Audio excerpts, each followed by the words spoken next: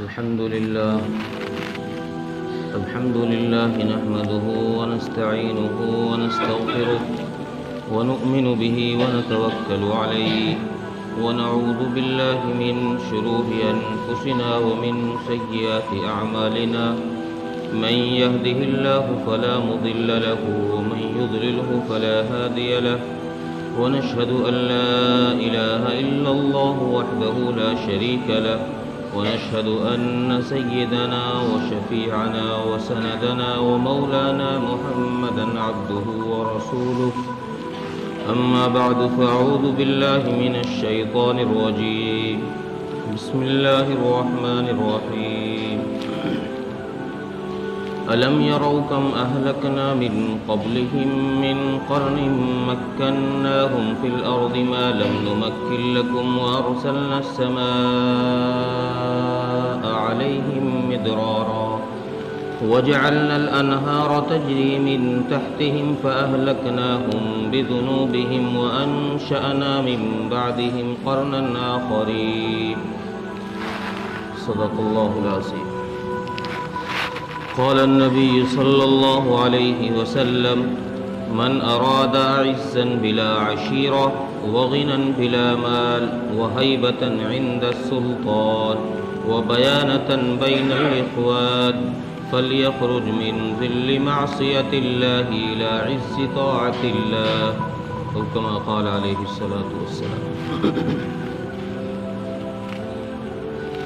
محترم عزیزو،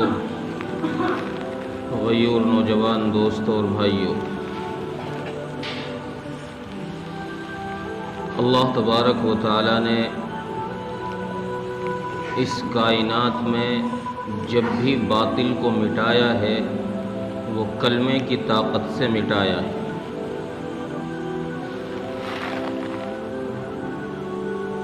جب جب کلمہ وجود میں آیا ہے اور حقیقت میں جب کلمے والے ہوئے ہیں، اللہ تبارک و تعالی نے باطل کو نیست و نابود کیا. کبھی کوئی قوم اس لیے ہلاک نہیں ہوئی کہ ان کے پاس مالیت کم تھی یا ایٹم کی پاور کم تھی یا افراد کم تھے، اس لیے کبھی کوئی قوم ہلاک نہیں ہوئی ہے. جب بھی کوئی قوم ہلاک ہوئی ہے وہ اپنے اعمال بد کی وجہ سے ہوئی ہے اور کلمے کی طاقت کے بنیاد پر اللہ تبارک و تعالی نے اس کو ہلاک کیا. قرآن کریم میں اللہ تبارک و تعالی نے اعلان فرمایا بل نقذف بالحق علی الباطل فیدمغه فاذا هو زاهق، کہ ہم جب باطل ابھرتا ہے، جب باطل ظلم و زیادتیاں شروع کرتا ہے، جب کفر اپنا منہ باہر نکالنا شروع کرتا ہے اور اسلام کو ڈسنے کی کوشش کرتا ہے، تو اللہ تبارک و تعالی فرماتے ہیں کہ ہم اس پر حق کو پھینک کر مارتے ہیں جو اس کے دماغ کا بھیجا نکال کر باہر پٹک دیتا ہے. اور قرآن کریم میں اللہ تبارک و تعالی نے اس کی ڈھیروں مثالیں بیان فرمائی. کتنی ساری قومیں، آپ قرآن کی تفسیر دیکھیں، تفسیر میں بیٹھیں، تفسیر سنیں، پڑھیں، پھر آپ کو پتہ چلے گا کہ قرآن کریم میں اللہ تبارک و تعالی نے جو پچھلی قوموں کے تذکرے کیے ہیں، ان کی بربادی کے جو اسباب قرآن کریم نے بیان کیے ہیں، وہ کیا وجوہ ہیں جن کی وجہ سے پچھلی قومیں برباد کی گئی.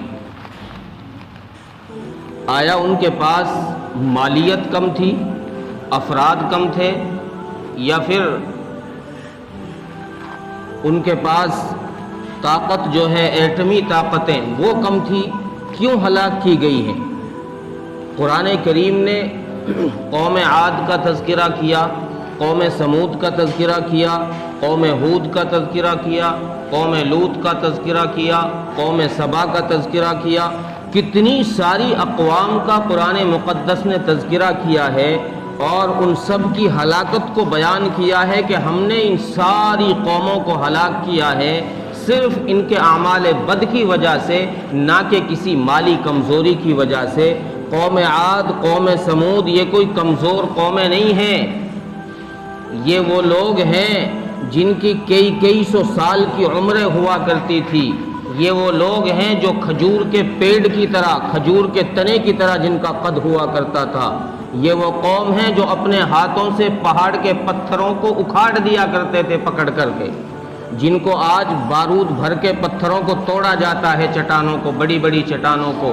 یہ لوگ اتنے پاورفل تھے کہ اپنے ہاتھ سے ان بڑی چٹانوں کو توڑ کر پہاڑوں میں اپنے مکان بنایا کرتے تھے، گھر بنایا کرتے تھے۔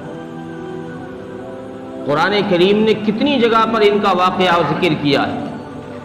قرآن پکار کر کہتا ہے وَكَأَيٍّ مِّن قَرْيَةٍ عَتَتْ عَنْ أَمْرِ رَبِّهَا، ہم نے کتنی ساری قوموں کو ہلاک کیا ہے، کتنے ساری بستیاں ہم نے ہلاک کی ہیں، کتنے سارے شہروں کو ہم نے اجاڑا ہے۔ کیوں ہلاک کیا ہے، کیوں برباد کیا ہے؟ آیا ان کے پاس پاور کم تھا؟ نہیں۔ وَأَرْسَلْنَا السَّمَاءَ عَلَيْهِمْ مِدْرَارًا، ان کے پاس حکومت کی بھی کمی نہیں تھی، حکومت بھی بڑی تھی ان کے پاس میں، اور ہم نے ان کے لیے نہریں بھی مسخر کی تھی، اور ہم نے ان کے لیے آسمان سے بارش کا نظام بھی بنایا تھا۔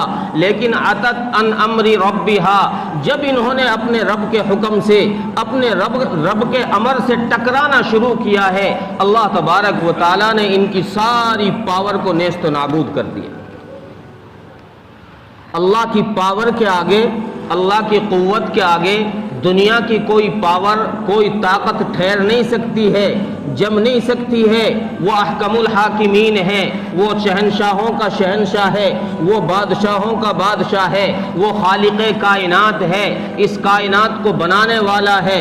اس کائنات کے بنانے والے سے اگر کوئی بنی ہوئی، اسی کی بنی ہوئی مخلوق اس کے امر سے ٹکرائے گی، وہ کیسے بچ پائے؟ وہ بچ نہیں سکتی ہے۔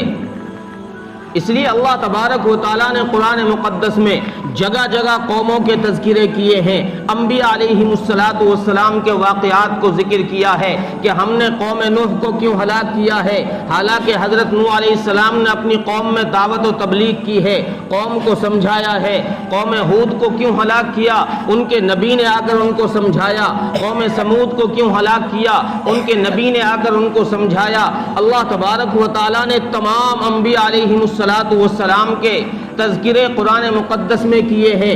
کتنے سارے نبیوں کے تذکرے قرآن مقدس میں ہیں۔ ان سارے واقعات کو ذکر کرنے کے بعد قرآن ایک رجلٹ دیتا ہے، ایک نچوڑ دیتا ہے کہ یہ ساری قومیں ہلاک کی گئی ہیں اپنی بدعمالیوں کی وجہ سے، میری نافرمانی کی وجہ سے، یہ میری اطاعت سے دور چلے گئے، اس لیے ہم نے ان کو ہلاک کر دیا۔ حدیث میں رسول اکرم صلی اللہ علیہ وسلم نے ارشاد فرمایا انی اذا اطعت رضیت، جب اللہ فرماتے ہیں کہ جب تم میری اطاعت کرتے ہو، جب تم میرے سامنے اپنا سجدہ اپنی ناک رگڑتے ہو، اپنی پیشانی میرے سامنے جھکاتے ہو، جب تم مجھے اپنا رب تسلیم کر لیتے ہو، جب تم مجھے اپنا خدا تسلیم کر لیتے ہو، تو پھر انی اذا اطعت رضیت، تو پھر میں تم سے راضی ہو جاتا ہوں۔ واذا رضیت بارکت، اور جب میں راضی ہوتا ہوں تو پھر میری رضا کی وجہ سے تم پر رحمتیں برستی ہیں، میری طرف سے انعامات کی بارشیں ہوتی ہیں، آسمان سے برکتیں اترتی ہیں، رحمتیں نازل کی جاتی ہیں۔ وَلَيْسَ بِبَرْكَتِي نِهَايَةٌ، اور اللہ کے نبی نے فرمایا، اللہ فرماتے ہیں کہ جب میری برکتوں کا نزول شروع ہوتا ہے، رحمتوں کا نزول شروع ہوتا ہے، تو پھر میری ان رحمتوں اور برکتوں کی کوئی انتہا نہیں ہوتی، یہ بے شمار برستی ہیں، بے شمار رحمتیں نازل کی جاتی ہیں، بے شمار برکتیں نازل کی جاتی ہیں۔ اور آگے حدیث میں دوسری چیز کیا بیان فرمائی؟ اللہ کے نبی صلی اللہ علیہ وسلم نے ارشاد فرمایا وَإِذَا عُصِيتُ غُضِبْتُ، اور جب تم نافرمانی کرتے ہو، جب تم اکڑ میں آ جاتے ہو کہ یہ دولت تو میں نے خود کمائی ہے، اپنے ہنر سے کمائی ہے، میں کیوں نماز پڑھوں؟ نماز تو وہ پڑھے جس کے سامنے کوئی تکلیف ہو، جس پر کوئی مصیبت آ رہی ہو، جس پر کوئی پریشانی آ رہی ہو، وہ جا کے رب کے سامنے سجدہ رگڑے، وہ جا کے رب سے التجائیں کرے۔ میں تو ہنسی خوشی میں ہوں، میرا تو اچھا عالیشان مکان ہے، اچھی گاڑی ہے، اچھا مکان ہے، میں تو ہر حال سے خوش ہوں، یہ میں نے اپنے ہنر سے کمایا ہے، میں کیوں رب کے سامنے جا کے رگڑوں؟ یہ تو غریبوں کا کام ہے، غریب جائیں مسجد میں اور وہ اللہ کے سامنے جا کر نماز پڑھیں، اس سے جا کر دعائیں مانگے، میں نہیں جاتا۔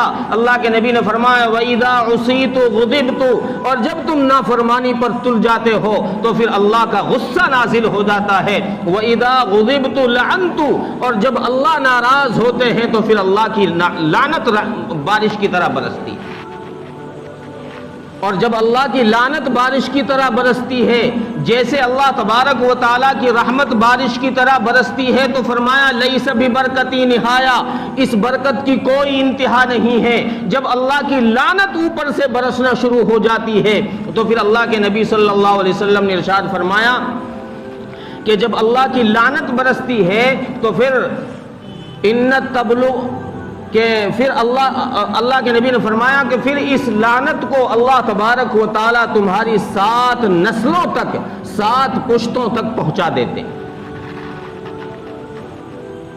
حتی تبلغ السابع من الولد، تمہاری 7 پیڑھیوں تک اللہ کی ناراضگی چلی جاتی ہے۔ پھر جو قوم اللہ کی ناراضگی میں پیدا ہو رہی ہو، اللہ کی ناراضگی میں بڑھ رہی ہو، اللہ کی ناراضگی میں پروان چڑھ رہی ہو، اس قوم کو دنیا کی کون سی طاقت بچا سکتی ہے ہلاک ہونے سے؟ اس قوم کو کون بچا سکتا ہے اللہ کے عذاب سے، اللہ کی پکڑ سے، اللہ کی مار سے؟ کوئی نہیں بچا سکتا۔ جب اللہ کی لعنت برستی ہے تو پھر یہ لعنت 7 پشتوں تک چلی جاتی ہے۔ گناہ ایک نے کیا ہے، غلطی ایک نے کی ہے، غلطی باپ کر رہا ہے، اس کے پوتے، پڑ پوتے، سکڑ پوتے 7 نسلوں تک اس گناہ کی نحوست کو برداشت کرتے ہیں۔ آج ہمارا حال یہی ہے۔ نمازیوں کی تعداد دیکھو کتنے پرسنٹ، مسلمانوں کی تعداد دیکھو کتنے پرسنٹ، ان میں سے نمازی چھانٹو گے کیا 1% نکلیں گے؟ مسجدیں سونی پڑی ہیں، مسجدیں ویران ہیں، مسجدوں میں آنے کو تیار نہیں ہیں، صرف جمعے کے دن مسجد بھر دیتے ہو، جمعے کے دن رب کے سامنے سجدہ کر لیتے ہو۔ اس ایک جمعے کی نماز کے پڑھنے سے کیا تم بخشے جاؤ گے؟ جمعے کی نماز کی فرضیت میں بھی علماء کا اختلاف ہے۔ روزانہ کی 5 ٹائم کی نمازیں فرض ہیں، کسی کا کوئی اختلاف نہیں ہے، سب کا متفقہ فیصلہ ہے کہ جمعے کی نماز فرض ہے، لیکن 5 ٹائم کی نمازیں روزانہ کی فرض ہیں۔ جمعے کی نماز کی فرضیت میں بھی علماء کا اختلاف ہے۔ بعض علماء کے نزدیک جمعے کی نماز واجب ہے۔ اس کے اہتمام کے لیے تو اس کا تو اتنا اہتمام کیا جائے کہ پوری مسجد کو بھر دیا جائے، دکان سے بھی وقت نکال کر آ جائیں، کارخانے سے بھی وقت نکال کر آ جائیں، آفس سے بھی وقت نکال کر آ جائیں، جمعے کی نماز پڑھ لی، ہم بخش دیے گئے۔ پھر اب 8 دن پورے اللہ کی نافرمانی میں گزار دو، 8 دن دنیا کی محبت میں گزار دو، 8 دن تک دنیا اکٹھے کرتے رہو، تمہیں کوئی پوچھنے والا نہیں ہے۔ اس قوم پر عذاب نہیں آئے گا تو اور کیا آئے گا؟ جو قوم 8 دن تک رب کی نعمتیں استعمال کر رہی ہے، رب نے اسے سانس دیا ہے، ہر لمحہ یہ سانس لے رہا ہے، جس دن اللہ تبارک و تعالیٰ نے اس کی چھٹی کرنی ہوگی سانس بند کر دے گا۔ 8 دن تک یہ اللہ کی بے شمار نعمتیں استعمال کر رہا ہے، 8 دن میں اسے ایک دن خیال آتا ہے کہ میں مسجد میں چل کے نماز پڑھوں۔ دنیا طلبی میں اتنا مغرور ہونا، دنیا طلبی میں اتنا مغرور ہونا یہ اچھی بات نہیں ہے، یہ کوئی خیر کی نشانی نہیں ہے، یہ کوئی خیر کی نشانی نہیں ہے۔ ابو داؤد کی ایک روایت میرے ذہن میں آ گئی۔ ابو داؤد کے اندر ایک صحیح روایت ہے، اللہ کے نبی صلی اللہ علیہ وسلم سے کسی صحابی نے پوچھا، اللہ کے نبی صلی اللہ علیہ وسلم نے ارشاد فرمایا کہ ایک وقت آئے گا تم پر کافر لوگ، غیر قومیں تم پر ایسے ٹوٹ کے پڑیں گی جیسے کھانے کی پلیٹ پر بھوکا آدمی ٹوٹ کے پڑتا ہے۔ جو ایک دو دن کا کوئی بھوکا ہو نا، اس کے سامنے کھانا لے جا کے رکھو، وہ ذائقہ چکھے گا، ذائقہ ٹھیک ہے کہ نہیں؟ ذائقہ کیسا ہی بھی ہو، اسے اپنی بھوک ختم کرنی ہے۔ ٹیسٹ کیسا بھی ہو کھانے کا، اسے بھوک ختم کرنی ہے، وہ بھوک پر ٹوٹ کے پڑے گا کھانے پر۔ اللہ کے نبی نے فرمایا ایک وقت آئے گا لوگ تم پر ایسے ٹوٹ کے پڑیں گے، غیر تم پر ایسے ٹوٹ کر پڑیں گے جیسے کھانے کی پلیٹ پر ٹوٹ کر پڑتا ہے۔ اس صحابی نے پوچھا یا رسول اللہ کیا ہم اس وقت کم ہوں گے؟ ہم اس وقت کم ہوں گے؟ اللہ کے نبی نے فرمایا نہیں، تم تو اس وقت بڑی تعداد میں ہوگے، بڑی کثیر تعداد ہوگی تمہاری۔ اللہ کے نبی ہم پر کیوں ٹوٹ کے پڑیں گے؟ اللہ کے نبی نے فرمایا کیونکہ تمہارا وجود اس وقت میں ایسا ہوگا جیسے سیلاب کے پانی میں پانی کے اوپر بلبلا آ جاتا ہے۔ سیلاب آتا ہے نا، جب اونچائی نیچائی میں پانی چلتا ہے تو اس پر بلبلے آ جاتے ہیں، کتنا وجود ہوتا ہے، آپ اشارہ کرو ختم، ہاتھ لگانے سے پہلے بلبلہ ختم ہو جاتا ہے۔ حالانکہ کتنی کثیر تعداد میں وہ بلبلے ہوتے ہیں، لیکن ہاتھ لگانے سے پہلے سیکنڈ کے 100ویں حصے سے پہلے ختم ہو جاتا ہے۔ اللہ کے نبی نے فرمایا کہ تمہاری حیثیت ایسی ہو جائے گی جیسے سیلاب کے پانی کا بلبلہ۔ اور پھر آگے اللہ کے نبی صلی اللہ علیہ وسلم سے پوچھا گیا اللہ کے نبی یہ ہوگا کیوں؟ فرمایا اس لیے ہوگا کہ دنیا کی محبت تمہارے دل میں آ جائے گی اور موت کی کراہیت تمہارے اندر آ جائے گی۔ دنیا سے تم محبت کرنے لگو گے اور موت سے نفرت آ جائے گی، مرنا نہیں چاہو گے، یہ چاہو گے کہ میری زندگی اور لمبی ہو جائے، میں اور بڑا ہو جاؤں، مجھے اور بڑی عمر مل جائے، یہ تمہارے دل کے اندر خواہش پیدا ہو جائے گی۔ تو پھر اللہ تبارک و تعالی غیروں پر تمہیں ایسے مغلوب کر دیں گے، غیروں کے دلوں میں تمہارے دل میں غیروں کا رعب ڈال دیں گے اور ان کے دل سے تمہارا رعب نکال دیں گے۔ آج یہی حال ہو رہا ہے ہمارا۔ حضرت عیسیٰ علیہ السلام کا ایک حدیث اور سنا کے بعد ختم کرو۔ حضرت عیسیٰ علیہ السلام کا ایک بستی پر گزر ہوا، کبھی پہلے گزر ہوا ہوگا، وہاں لوگ آباد تھے، پہلے دیکھا ہوگا، پہلے وہاں سے نکلے تھے تو وہاں مکان بنے ہوئے تھے، لوگ آباد تھے، چہل پہل تھی، ادھر آنا جانا تھا۔ اس کے بعد کچھ وقت کے بعد حضرت عیسیٰ علیہ السلام کا دوبارہ گزر ہوا اس بستی کی طرف۔ کیا دیکھتے ہیں کہ اس بستی میں جس میں پہلے گزرا تھا، لوگ آباد تھے، مکانات تھے، یہاں چہل پہل تھی، شور و شغب تھا، کاروبار تھا، ساری چیزیں تھی، لیکن اب جب دوبارہ آئے تو کیا دیکھتے ہیں کہ یہاں سناٹا چھایا ہوا ہے، کوئی انسان نام کے لیے نظر نہیں آتا۔ اللہ تبارک و تعالیٰ نے حضرت عیسیٰ علیہ السلام کو ایک معجزہ دیا تھا کہ آپ مردوں کو زندہ کر کے بات کر لیا کرتے تھے، کسی بھی مردے سے چاہتے قم باذن اللہ کہہ کر وہ زندہ ہو جاتا، آپ بات کرتے اس کو پھر وہیں لٹا دیتے۔ یہ اللہ نے معجزہ دیا حضرت عیسیٰ علیہ السلام کو۔ تو حضرت عیسیٰ علیہ السلام جب اس بستی میں پہنچے تو آواز دی، یا اہل قریہ، اے بستی والو۔ جواب آیا لبیک یا نبی اللہ۔ حضرت عیسیٰ علیہ السلام نے پوچھا ماذا جنایتکم وماذا سبب ہلاککم، ارے بھائی کیا ہوا؟ تم تو آباد تھے، شاداب تھے، یہاں مکانات تھے، چہل پہل تھی، میں پہلے گزرا تھا، میں نے دیکھا یہاں پر اب کیا ہوا ہے؟ سناٹا چھایا پڑا ہے، مکانات بھی نہیں ہیں، انسان بھی نہیں ہے، کوئی نظر نہیں پڑتا کیا بات ہوئی. ماذا جنایتکم وماذا سبب ہلاککم، کیا وجہ ہوئی تمہیں ہلاک کر دیا گیا ہے؟ فرمایا حب الدنیا وصحبت الطواغیت. ہماری فرمایا دو وجہ تھی ہمیں جس کی وجہ سے ہلاک کیا گیا، جس کی وجہ سے ہم برباد ہوئے ہیں. دو کام ہم میں تھے.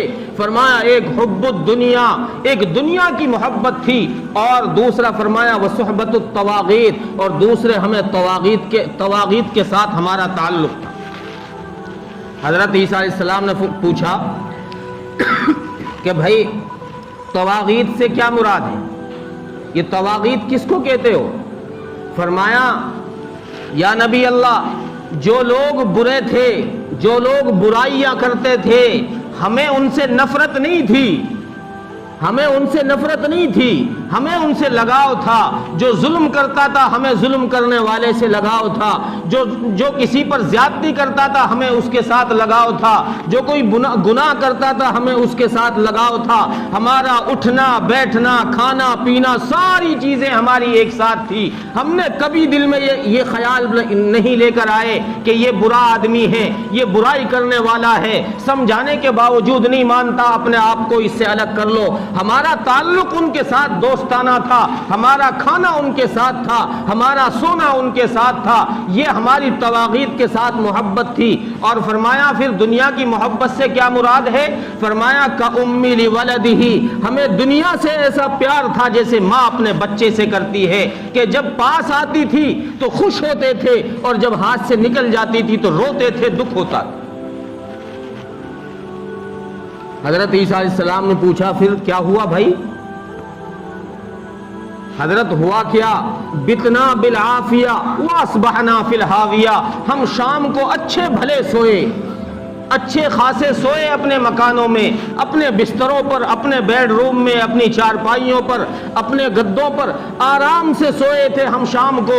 لیکن جب صبح ہوئی تو ہم حاویہ میں پہنچ چکے تھے. اللہ نے عذاب بھیج کر بستی کو الٹ دیا اور ہم سب کو اس بستی کے نیچے دبا دیا ہے. اللہ کے نبی صلی اللہ علیہ وسلم نے پوچھا، اللہ کے نبی حضرت عیسیٰ علیہ السلام نے پوچھا یہ حاویہ کیا ہے؟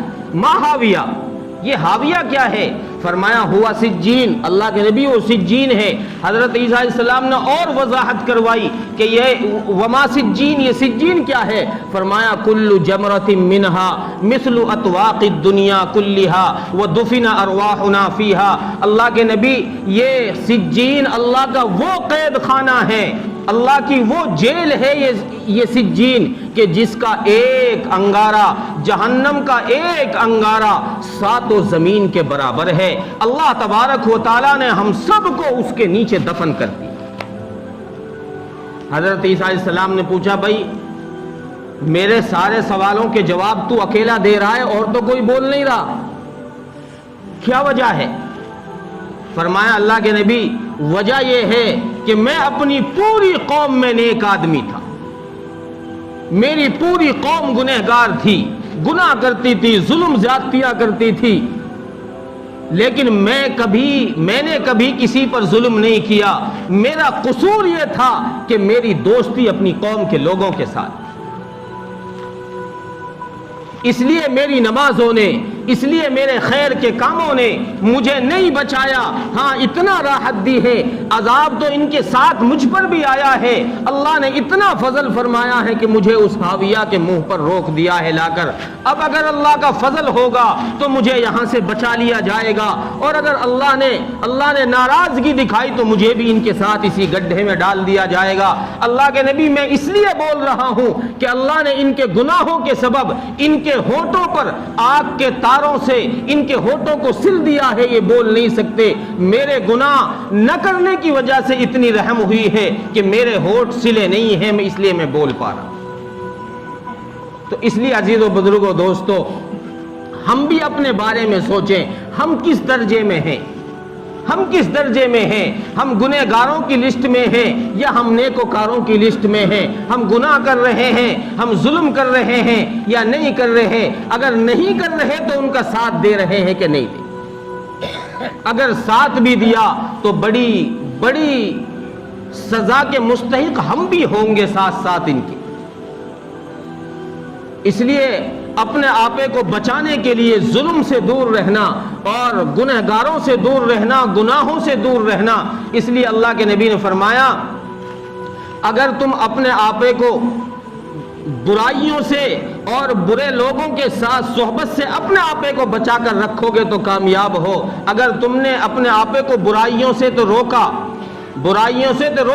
لیکن برے لوگوں کی صحبت اختیار کی تو تم بھی اسی درجے کے گنہگار ہو جیسے یہ برے لوگ گنہگار. اللہ تبارک و تعالی عمل کی توفیق عطا فرمائے. وآخر دعوانا الحمدللہ رب